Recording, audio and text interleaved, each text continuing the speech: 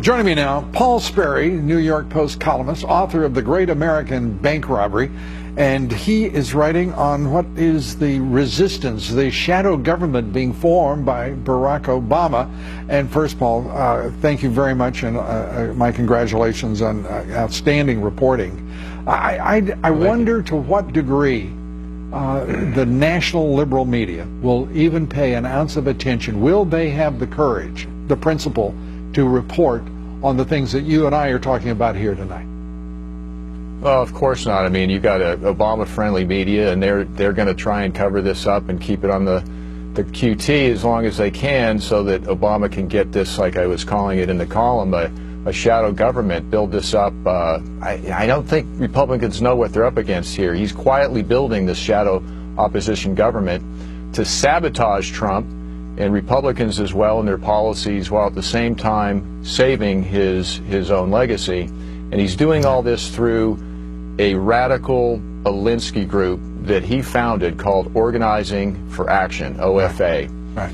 And they've got an army of agitators, and they are going to, they're fanning out. They're going to hit Republicans even harder next week when they go home for recess back to their home districts. Right.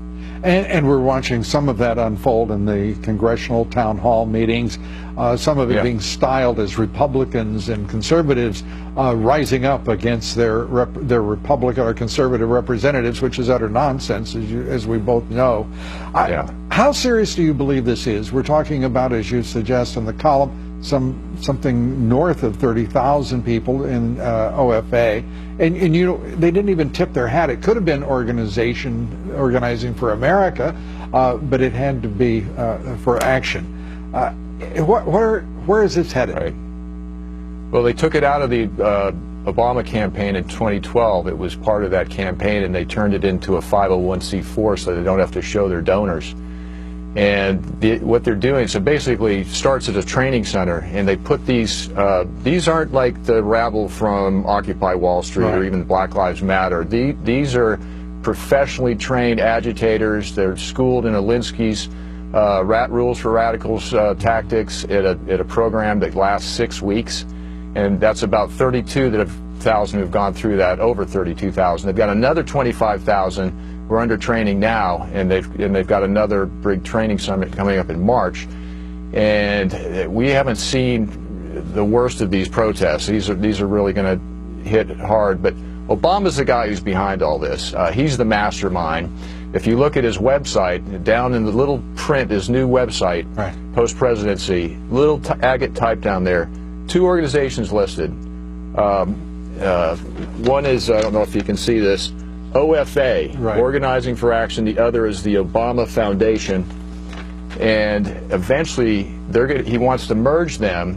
And if they can get the DNC, which Obama wants to get his guy Tom Perez, this radical civil rights chief he had, in the helm at the DNC, you get all this together, and then they get the proprietary database of the voters from OFA, which is licensed, and they've never shared that before with the DNC. You get the email lists, millions of Obama supporters from OFA, and you get the donor lists. And once the DNC gets that, you have a superstructure, and that's going to be a formidable organizing infrastructure. And around that organizing superstructure that will be unprecedented, you already have many, if not most of the technology, the large technology firms are already in alliance with him, as is the national left-wing media, as is the national left-wing academia, our colleges and universities, and of course the left-wing media.